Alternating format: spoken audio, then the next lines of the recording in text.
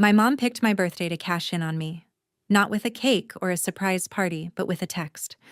I was wiping down the counter at the cafe halfway through a double shift when my phone buzzed. "We sold your car. Family comes first. Be grateful we let you live here." That was it. No happy birthday, no emoji, just my entire independence gone in one message. "I'm Ava. I'm 22. And that car was the one thing I'd worked 2 years of early mornings and late nights to buy." My hands were still sticky from spilled syrups when the next text came in. "Your brother's starting college. You'll cover his first semester. $6,000. It's due this week." Like I was an ATM with a pulse. I stared at the screen, my chest burning. Then I typed one word back. "No." A second later, my phone lit up with a call. I answered, and all I heard was yelling. "Pack your shit. You're dead to us. You don't get to say no after everything we've done for you." The line went dead, and for a second the cafe noise around me just faded out. On my birthday, my car was gone, my money was already spent in their heads, and apparently I was dead for daring to push back. When my shift ended, there was no car waiting for me in the lot. Just empty asphalt and the realization that they had actually done it. I walked home, replaying every time I had fixed the Wi-Fi, set up their online banking, paid a bill just this once. If I was so disposable, so easy to cut off, then so were all the little ways I'd been keeping their lives running. I walked into that house for what I already knew was the last time, as their built-in tech support and financial backup. I walked out with 2 bags and one decision. I was going to leave more than just my bedroom behind. I left something running in that house they did not notice that night. And what they woke up to the next morning, when my mom was crying, my brother was screaming, and my dad was suddenly very quiet, is where the real story starts. When I stepped through the front door that night, I already knew the answer, but I asked anyway. "Did you really sell my car?" My mom was at the kitchen counter, scrolling her phone like nothing had happened.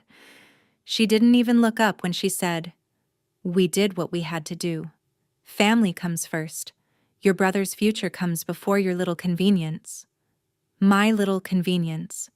2 years of double shifts in a sticky, noisy cafe in our tiny Florida town of Clearwater Bay, reduced to convenience because it didn't fit her idea of sacrifice. "You didn't pay for it," I said, voice shaking. "I did. Every dollar." My dad came around the corner from the living room, TV still blaring some game behind him. "You live under our roof," he snapped. "You eat our food. You don't get to throw a tantrum because we made a decision for the good of this family." I laughed, but it came out broken. "You made a decision for your favorite," I said. "You didn't sell his gaming setup. You didn't sell anything you paid for. You sold the one thing that was mine." My mom, Linda, finally looked at me then, eyes cold and tired. "You're the oldest, Ava. That's what being the oldest means. You give back. Mason has a shot at something better. You can take the bus. Or walk. People survive without cars." She said it like she hadn't been bragging for months to her friends about how responsible I was, how I handled everything online for them. "You could have asked me," I said. "You didn't have to decide my money and my car belonged to him." My dad, Gary, stepped closer, that vein in his neck popping. "We don't have to ask permission of a child," he said. "We kept you afloat for 22 years. $6,000 in a used car is nothing compared to what we poured into you. You owe this family." There it was. Not love, not gratitude. A ledger. I looked at the man who had screamed that I was dead to him over the phone and realized he meant it. In his mind, I was just a tab to collect on. "If I'm dead to you," I said quietly, "then stop spending my life." I turned and walked down the hall to my room, his hand brushing my shoulder a little too hard as he tried to block me. It wasn't enough to knock me over, but it was enough to make me angry instead of scared. That was their mistake. Anger made me clear. I closed my door and started pulling my life off the shelves and out of drawers. Clothes into a duffel bag, laptop, external hard drive, the little jewelry box my grandma Evelyn gave me before she moved to the city, the envelope with my last pay stub, and the printout showing how much I'd put down on that stupid hatchback. I grabbed the chargers, my passport, my social security card, anything that said I existed outside this house. My phone buzzed in my hand as I worked. It was Jenna, my best friend, replying to a text I'd fired off between customers at the cafe. "Mate, if I leave tonight, can I crash with you for a while?" Her answer popped up. "Yeah. No questions. Just come." I stared around my room, at the familiar mess of a life I'd been told I should be grateful for. The thing is, I wasn't just the extra paycheck in this house. I was the password keeper, the bill payer, the one who set up online banking because my parents didn't trust computers, the one who fixed the Wi-Fi every time my dad cursed at the router, the one who signed up for autopay so the lights didn't get shut off during storm season. They kept saying I owed them, but quietly, I'd been paying them back for years, with my time, my labor, and my logins. If I was so ungrateful, so selfish, so dead to them, then they didn't get to keep using me. I zipped up the second bag and opened my door. My mom was waiting in the hall, arms folded. "You're not really leaving," she said. "You're being dramatic. You'll calm down and apologize." My dad stood behind her, blocking the path like a bouncer. "Put the bags back," he ordered. "You're not walking out to punish us because we did what parents do." I looked at both of them, memorizing the way they stared at me like I was the problem they had to manage. "I'm not punishing you," I said. "I'm just finally believing you." I shifted the strap higher on my shoulder and walked straight past my dad. He put a hand out like he might shove me again, but this time he froze, as if he realized I was actually going. I stepped out into the humid night air of Clearwater Bay and texted Jenna, "On my way." As I waited for her car at the end of our street, I pulled up the list on my phone of every account, every bill, every login I controlled for this house. Power, water, internet, streaming services, bank portals, budget spreadsheets. I scrolled slowly, feeling something sharp and calm settle inside me. They thought all they lost tonight was a daughter and a car. They had no idea how much of their lives actually depended on me, and I was done giving it away for free. Jenna's apartment smelled like reheated takeout and cheap vanilla candles, and for the first time all day, that smell felt a lot more like home than the place I'd just left. I dropped my bags by her couch and sank into the cushions like my bones had finally remembered gravity. Jenna tossed me a bottle of water and didn't push, just sat on the armchair across from me in her scrubs, waiting. I told her everything in one long breath, from the birthday shift to the text about my car, to the $6,000 they decided I owed for a degree I wasn't even the one earning. She listened, swore under her breath in all the right places, then said the one thing nobody in my family had bothered to say. "That's messed up, Ava. You know that's not normal, right?" I did know. I think I'd always known. I just hadn't had proof that they'd actually cash out my life like that until today. After the adrenaline wore off, what was left wasn't just hurt.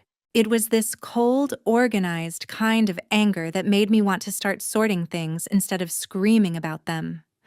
I pulled my laptop out of my bag, opened it, and stared at the familiar icons lighting up the screen. For years, my parents had shrugged and handed me every piece of mail and every password, saying things like, "You're good with computers? You handle it." And, "We don't trust putting our information online, but if you're doing it, it's fine." They hated technology until it made their lives easier. I'd linked their utilities, their bank, their card statements, their paychecks, all to dashboards and apps that pinged my email when something was due. I'd built it slowly, not because I loved the work, but because I hated that panicked feeling of coming home to a shut-off notice taped to the front door. "What are you doing?" Jenna asked, watching the screen. "Undoing," I said. First, I logged into my account at the bank and moved every cent with my name on it into a separate account I'd opened months ago just in case. My tips, my wages, the money I'd saved for that hatchback, all of it had been funneling through a joint account I'd naively agreed to because my mom insisted it was easier for bills. Easier for her? Sure. Not anymore. I left their direct deposits, their money, untouched. I wasn't interested in stealing. All I wanted was my own work back in my own hands. Then I opened up the utility portals. Power, water, internet. I was the primary email on all of them. I removed my card information, turned off autopay, and updated the contact email to the one address they never checked and had always ignored notifications from. They would still get physical mail. They would still be able to log in if they bothered to reset their passwords. But I wasn't going to be the one catching every late notice for them anymore. It felt less like sabotage, and more like finally dropping a box I'd been forced to carry alone. Jenna watched all of it with raised eyebrows. "You're sure this isn't going to come back on you?" she asked. "I'm not touching anything that's theirs," I said. "I'm just removing myself. If I'm dead to them, they don't get to keep using my spine as their backbone."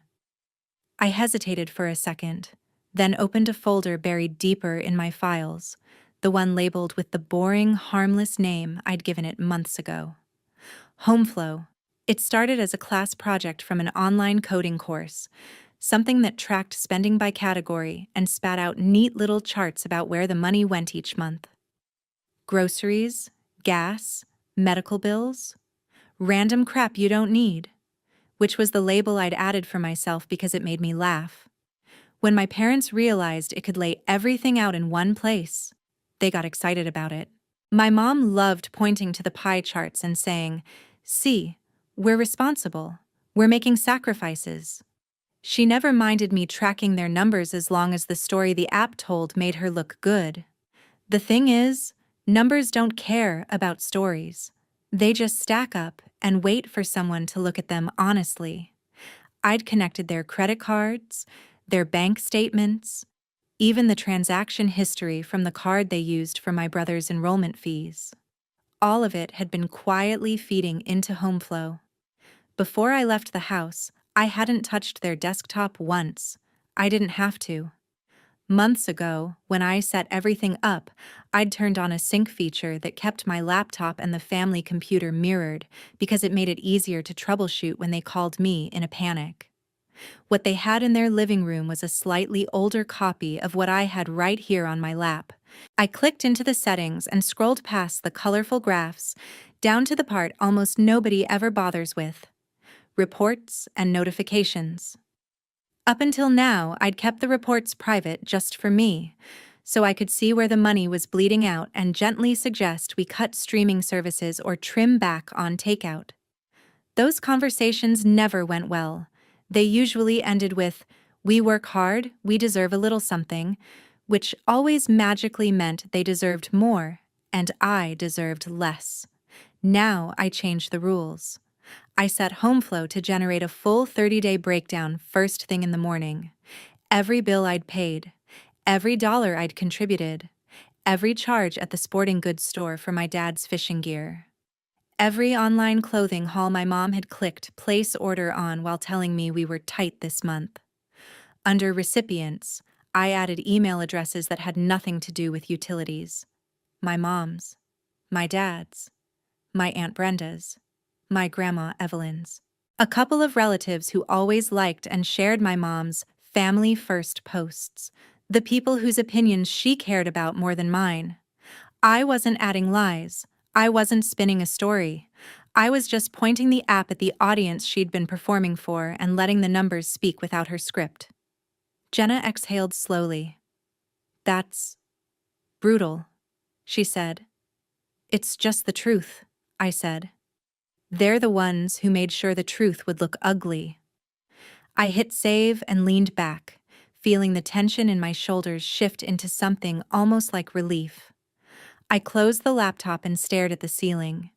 Tomorrow morning, while I'd be pouring coffee for tourists and locals, the house I grew up in would wake up to a very different kind of birthday surprise. They sold my car and called it a sacrifice. In a few hours, they'd finally see what they'd really been sacrificing all along. The next morning, my phone started going off before the sun did. It buzzed so hard on the coffee table in Jenna's living room that it slid, bumped against my empty water bottle, and woke me up. For a second, I forgot where I was. Then I saw Jenna's ugly beige ceiling instead of my old bedroom, and it all came back in a rush. I grabbed my phone. Missed calls from Mom, missed calls from Dad, a string of texts from my little brother, Mason, a few from my Aunt Brenda, even one from my Grandma Evelyn, who usually only texted Happy Easter and Love you, honey, twice a year. The notification bar was a wall of red. I opened the family group chat first, the one my mom used like her personal PR channel. The last message before last night had been a picture of Mason's college acceptance letter with a caption about how proud she was and something like, "Our sacrifices are worth it." The new messages were nothing like that. "What is this, Linda?"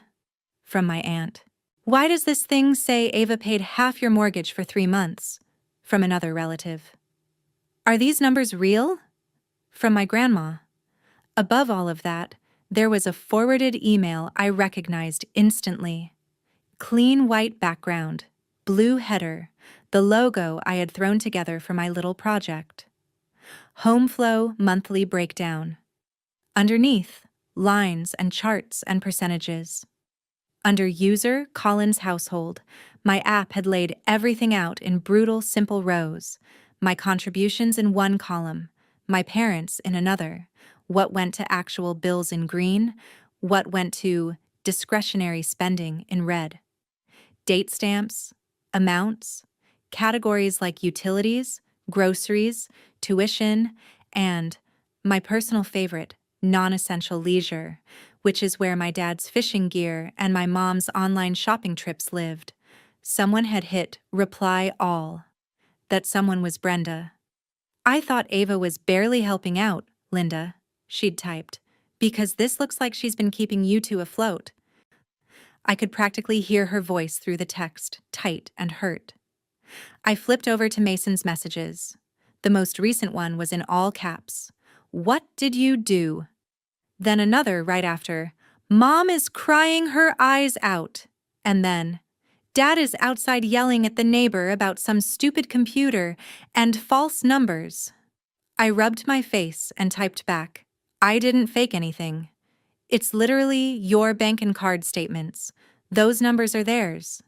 3 dots appeared, then disappeared, then appeared again as he tried to figure out what to say.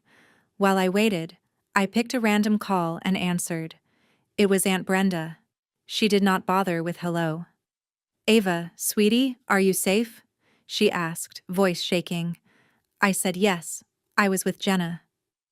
"Good," she said, and I heard her exhale like she'd been holding her breath all morning. Then her tone changed, sharper. "Now you tell me, did your parents really sell your car to pay Mason's tuition after you paid for most of it yourself?" That word, most, stung. "All," I said. "I paid for all of it. They registered it in Mom's name to save on insurance, and then they sold it without asking me. The app just shows how often something like that has happened." Brenda was quiet for a beat. In the background, I heard dishes clinking and the low hum of her bakery.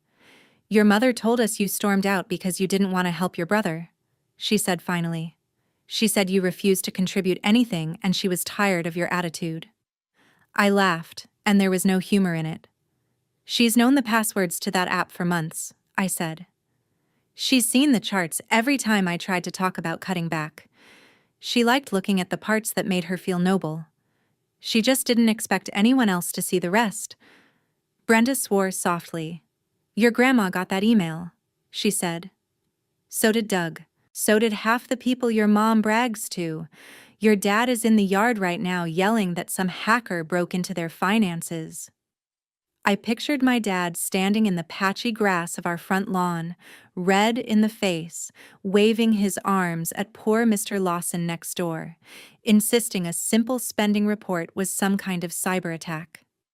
Meanwhile, my mom would be in the kitchen, phone in hand, trying to delete emails that had already been opened, screenshotted, shared. I didn't hack anything, I said. They asked me to set all of that up. I just stopped hiding the receipts. After I hung up, Jenna padded out from her room, hair a mess, holding 2 mugs of coffee. Judging by your face, it's going exactly how I thought it would, she said, handing me one. I held up my phone like evidence. The app sent the report, I said. My mom's crying. My dad's blaming hackers. My aunt sounds like someone just took her blinders off with a crowbar. Jenna took a sip. And Mason? She asked. Right on cue, another text came in. Dad just tried to rip the computer cord out of the wall, Mason wrote, but Grandma already called him. She asked why you've been paying so much. She's pissed. A second message followed. I had no idea it was that bad, Ava. I thought you just covered the Wi-Fi sometimes. He's saying you did this to embarrass him. I typed back. I did this so everyone would stop believing his version of the story. I'm not asking anyone to pick sides. I'm just not taking the blame alone anymore. 3 dots appeared again. This time, the reply was smaller. He keeps asking me if I knew. Mason sent. I didn't. I swear I didn't. I believed him. He'd been the golden child, sure. But he'd also been the most sheltered. When you're busy being the future of the family, nobody hands you the bills. I know, I wrote. But now you do. I set the phone down and looked at Jenna. Outside her window, Clearwater Bay was just waking up, the sky streaked with pink over the water, tourists already trickling toward the beach. Somewhere across town, in a house I had walked out of less than 12 hours ago, my parents were scrambling, spinning, trying to put a lid back on a truth they'd spent years covering up with the words, "Family comes first." It turned out that when you take the person holding everything together, pull her out, and then turn the lights on, the cracks don't just show, they echo. And this was only the first morning. By the time I finished my shift that afternoon, my phone looked like it had been through a war. The family chat was no longer just confused questions. It was full-on damage control. My mom was firing off messages about misleading data and Ava twisting things, trying to shove the numbers back into a story that made her the martyr again. But now there were screenshots in the mix. Circled totals, highlighted lines where my name and my card showed up next to mortgage payments, utility bills, and Mason's enrollment fee. My Aunt Brenda had dropped the politeness. Linda, it literally shows Ava's card number, she wrote. That's not helping a little with Wi-Fi. That's paying your electricity. One of my cousins, who never said anything in the chat, finally chimed in with, "Wait. You guys told us you were covering everything on your own. We offered to help, and you said no." My mom rattled off something about pride and not wanting to burden anyone. My dad, of course, sent a voice message instead of typing, his voice hoarse and furious as he insisted the app doesn't capture everything and Ava's leaving out the support we gave her. I didn't bother listening twice. The story was the same as always. We fed you. We clothed you. We put a roof over your head. Therefore, every sacrifice you make is just paying us back with interest. I was in the tiny employee break room at the cafe, staring at the flood of messages, when Mason walked in. For a second, my brain lagged. Seeing him there, in his faded hoodie and backward cap, looking smaller than I remembered even though he was technically taller than me now, felt wrong in this space that had always been mine. "Hey," he said, hovering in the doorway like he wasn't sure if he was allowed to come in. "Jenna told me which shift you were on. I biked." I glanced at the clock. "You rode your bike all the way from the house?" I asked. He shrugged. Dad took the truck, he said. Mom's car is blocked in because Doug parked behind us when he came over to yell.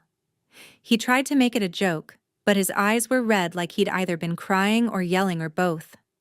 I motioned for him to sit. So, I said, you saw the email. He laughed once, a sharp exhale. Saw it? He said. Grandma printed it. She showed it to Dad on FaceTime and asked him why his daughter was paying his mortgage while he was telling everyone she was selfish. I blinked. The mental picture of my tiny grandmother holding up a stack of paper to the screen like evidence in a trial nearly made me smile. How did he take that? I asked. Badly, Mason said. He smashed his coffee mug in the sink. Then he told Grandma you were manipulating the numbers. She told him numbers can't be manipulated if they come straight from his bank, and told him to stop insulting her intelligence. For the first time, I felt a flicker of vindication that had nothing to do with revenge, and everything to do with not feeling crazy. What about Mom? I asked. He looked down at his hands. She's been crying all day, he said. Calling everyone, trying to explain, but nobody's buying it. Aunt Brenda came over and asked her to her face why she never mentioned you paying so much. Why she told everyone you were just freeloading. He swallowed. Mom said you insisted on paying extra, that you wouldn't take no for an answer. I almost choked. Yeah, because I didn't want the power shut off, I said. I didn't want you waking up in a house with no AC in August because they forgot to mail a check. I know, Mason said quickly. I know that now. He picked at a loose thread on his sleeve. They keep asking me if I knew. Grandma asked me if I saw you paying online. I didn't know what to say. I'm not blind, Ava, but they never told me anything. They just said we were all struggling and that you didn't really understand how much things cost. The irony of being painted as the one who didn't understand money when I was the one watching every dollar move through their accounts hit hard. Do you want to know the part that really made Grandma mad? Mason asked. He pulled out his phone, scrolled, and held it out to me. It was a screenshot of a single-line item, highlighted in yellow. It wasn't the mortgage or the electric bill. It was a series of purchases from a sporting goods store and an online clothing site, stacked back-to-back a few days after I'd covered their past due notice on the power bill.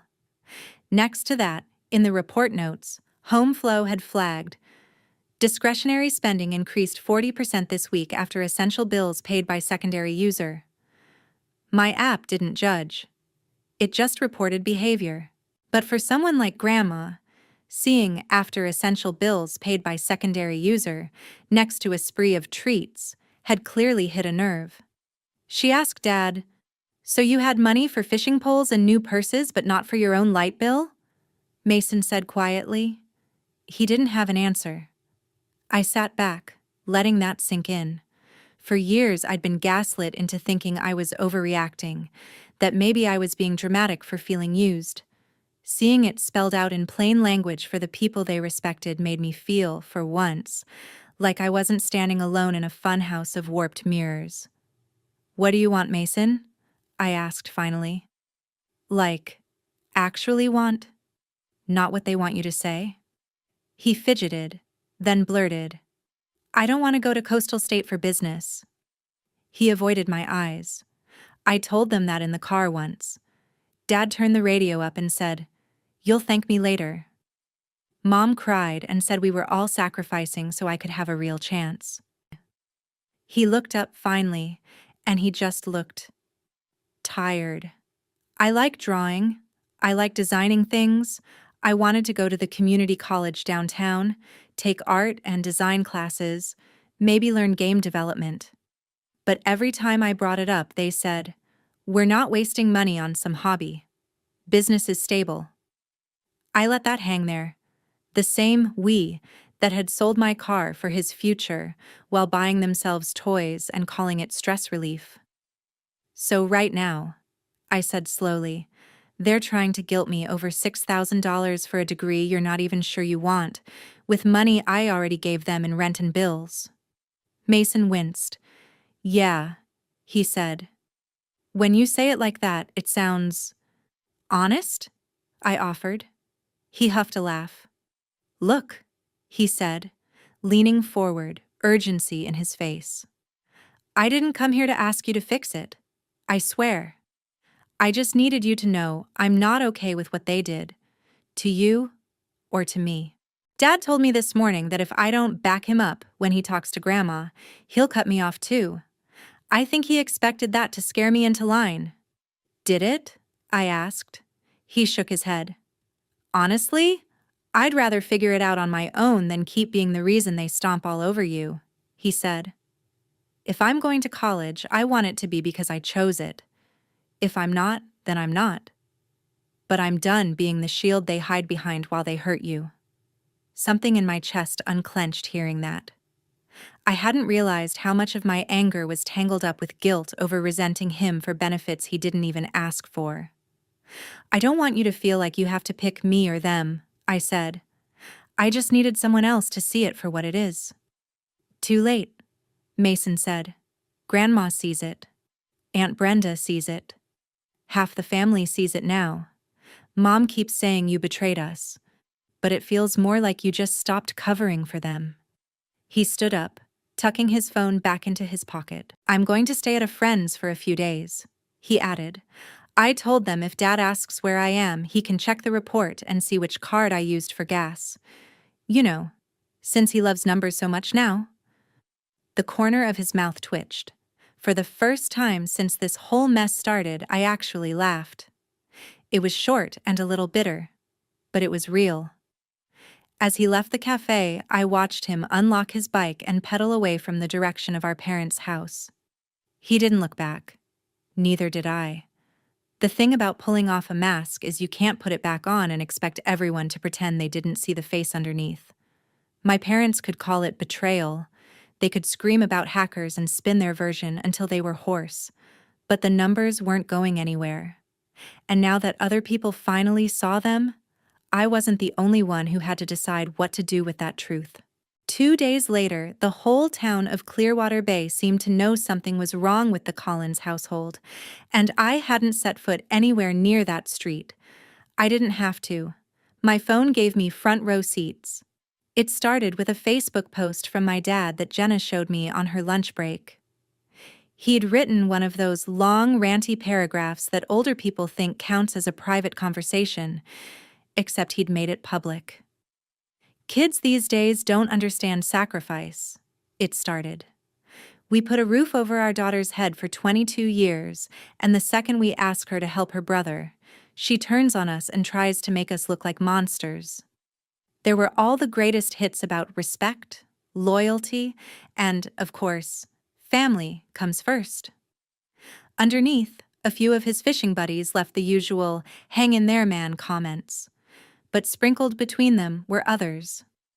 It's not right to sell her car if she paid for it, Gary, one neighbor wrote. If those numbers in that email are true, sounds like she's been helping a lot, another said. Someone else just commented with a screenshot of the HomeFlow logo and the subject line of the report. No words, like they didn't have to say the quiet part out loud anymore. I was wiping down a table when Mason's name flashed across my screen again. This time it was a video. No context, just a shaky clip that started mid-argument. My dad's voice boomed through the tiny speakers. You're going to march over to your grandmother's and tell her that email was exaggerated, he shouted. You're going to tell her your sister twisted things. The camera tilted and I caught a glimpse of the living room, the curtains half closed, the coffee table cluttered with printed pages and empty cups. My mom was on the couch, clutching her phone and a tissue, eyes red, mascara smeared. Gary, stop, she said, voice thin. This isn't helping. I'm defending my family, he snapped. I'm not letting some ungrateful child ruin my reputation over a bunch of online charts.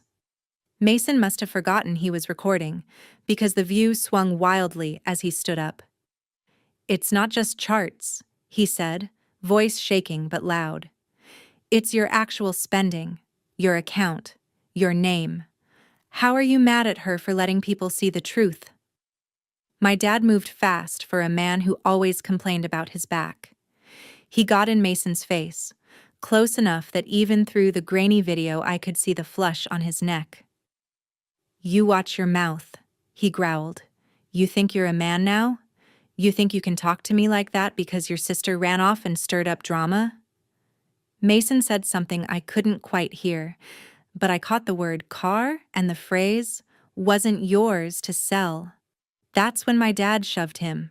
It wasn't a full-on hit, but it was a hard, open-handed push to the chest, enough to knock Mason back into the edge of the coffee table. The phone jolted, the picture went sideways, and I heard my mom scream, "Gary!" followed by the scrape of furniture on hardwood. Then another voice cut in, one that made the hair on my arms stand up. "What is wrong with you?" Aunt Brenda yelled. The video finally settled just enough to show her standing in the doorway, flour still dusted on her shirt like she'd come straight from the bakery. Behind her, Uncle Doug's big frame filled the hall. He looked like he'd rather be anywhere else in the world than right there. But he didn't move. "He sassed me," my dad barked. "He's been poisoned by his sister. They both have. She's turned everyone against us." Brenda stepped between him and Mason, who was rubbing his shoulder, trying to pretend that shove hadn't rattled him. "No," she said, and there was a finality to it I'd never heard before. "Ava didn't turn anyone against you. You did that when you took her money, sold her car, lied about it, and then screamed at her for not wanting to bankroll a college plan you forced on her brother. These reports didn't attack you. They just stopped hiding what you were already doing." My mom sobbed harder. "Brenda, please," she said, reaching out. "You know how hard we've worked. You know we've struggled. You don't understand the pressure we're under." Brenda shook her off. "I understand just fine," she said. "I also understand that when I offered to help, you said you had it under control and that Ava barely contributed. You let us judge her based on that. You let your own mother think she was selfish." As if summoned, my grandma's name popped up in a separate text on my screen. "He put hands on Mason," she wrote. "I saw the end of it when Brenda called me. I'm done making excuses for him." I watched the rest of the video in stunned silence. Doug finally stepped forward, not to stand with my dad like he usually did, but to stand next to Brenda. "You need to calm down, man," he said. "Shoving your kid around because you're embarrassed is not it." My dad turned on him, voice raw. "You too?" he demanded. "You're going to take their side?" Doug spread his hands. "I'm taking the side of not assaulting your own son in front of half the family," he said. "And I'm taking the side of math. Those numbers don't lie." The video cut off after that, but the texts kept coming. Mr. Lawson, the neighbor, posted in the local community group asking if anyone could help the Collins family figure out how to access their online accounts because they seemed to be having a hard time with their computer. It was couched as a polite request, but everyone in town reads between the lines. In a place like Clearwater Bay, the fastest currency isn't money, it's reputation. And my parents had just taken a massive hit. Back at Jenna's, we watched the social media threads unravel like a slow-motion car crash. People asked gentle questions at first, then sharper ones as more screenshots and half-heard stories leaked out. My dad replied to a few comments, insisting the app was biased and that it didn't show how much he'd given us emotionally. Someone responded, "You can't pay the light bill with emotional deposits, Gary." Jenna laughed out loud at that one, then clapped a hand over her mouth. "Sorry," she said. "I know this is your family, it's just, they really thought nobody would ever call them out, didn't they?" I stared at my phone, feeling equal parts sick and vindicated. They built everything on the idea that nobody would ever see the receipts, I said. They thought family meant they could do whatever they wanted, and we'd just keep smiling in pictures. That night, Mason sent one more text. Staying with a friend for a few days. He wrote, Grandma offered to come get me, but I told her to wait. I don't want her in the crossfire. A few minutes later, he added, Dad said if I walk out, I'm choosing you over them. I told him I'm choosing not to get shoved again because he can't handle being wrong. I told him he could stay with Jenna and me if he needed to. He sent back a simple, I know, and a heart. When I finally closed my eyes in Jenna's dim living room, the hum of her old fridge in the background, I knew this wasn't over. My parents would keep spinning, keep clawing at whatever control they had left. They still hadn't figured out exactly how that bland little program on their computer had outed them to the whole family. They thought they were just dealing with one bad email. They hadn't realized yet that HomeFlow was still quietly watching, still logging, still ready to send the next report to the same inboxes they were desperately trying to clean up. They'd spent years telling me family comes first. In the morning, they were going to learn what it felt like when the truth came first instead. And there was no delete button big enough to make it go away. Sunday morning, the town was quiet in that way it always was before church and boat engines. But my phone wasn't. I was in the back of the cafe restocking cups when it started buzzing nonstop again. I glanced at the clock. 8 a.m. Right on schedule. HomeFlow's second report had just gone out. The first one had detonated inside the family. This one went wider. Last night, after Jenna went to bed, I'd sat on her couch and adjusted one small setting. Recipients. Same list. Frequency. Weekly. Additional summary. Include any new late fees, overdrafts, or past due notices since the last report. I didn't add any commentary. I didn't have to. The system just did what it was designed to do. Show the truth in numbers. I wiped my hands on my apron and checked my messages. Mason had sent a video again, this time with the caption, You did say the next morning, right? I hit play. The shot was shaky, like he'd propped his phone against something on the counter. I saw our kitchen, the one I grew up in, now looking like a crime scene made of paper. Printed emails, bills, and bank statements covered the table.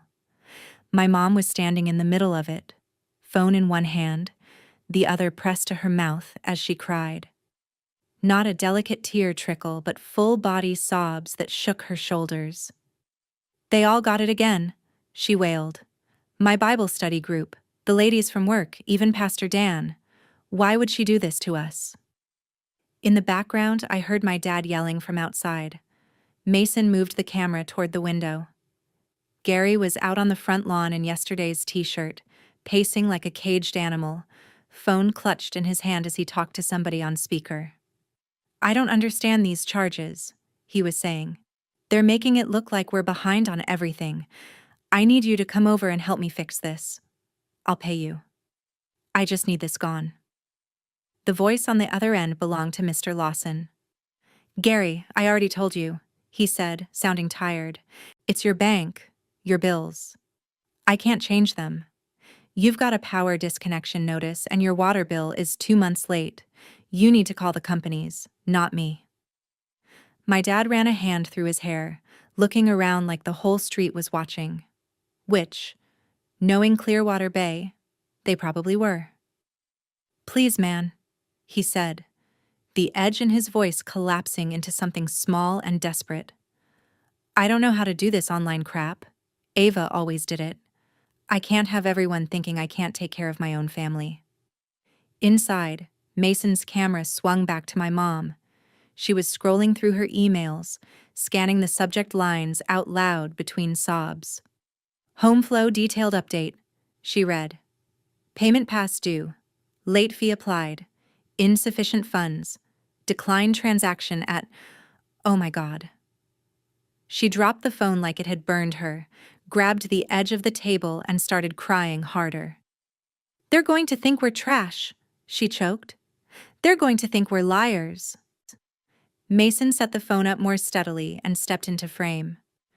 Mom, they don't think anything new, he said quietly. They just finally see what Ava's been seeing for years.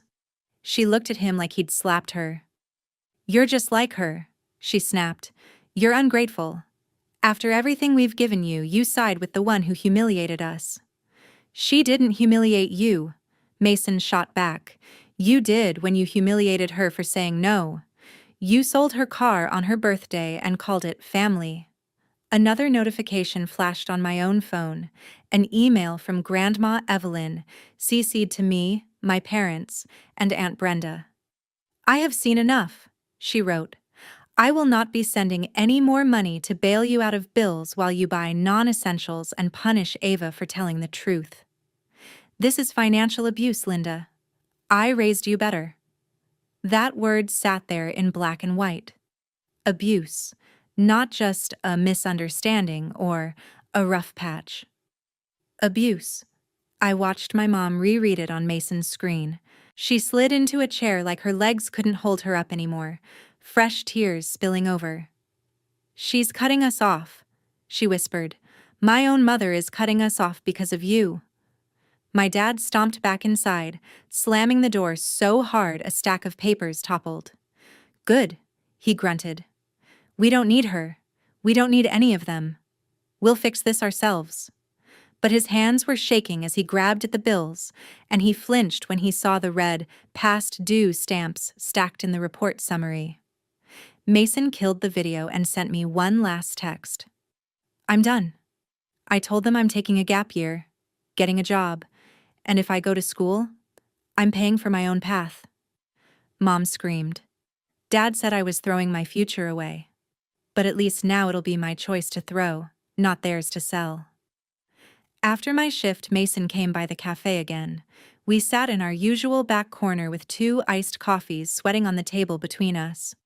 "Grandma offered to let me live with her," he said.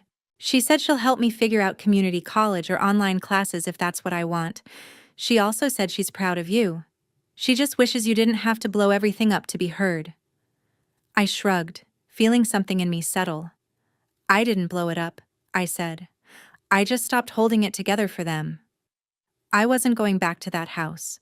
Even if they apologized, even if they tried to patch things up, I knew now what I was to them when they thought nobody else was looking. A resource. A walking password. A wallet with feelings they didn't have time for. Jenna offered to put my name on the lease when it renewed. The cafe manager hinted at a promotion. My coding course sent me an email about an internship with a local software company looking for someone who understood real-world applications of financial tools. For the first time in a long time, my life wasn't built around bracing for the next crisis my parents would hand me. It was built around choices I got to make. Here's what I learned. Standing in the wreckage of their image and the beginning of my own actual adulthood. Family comes first.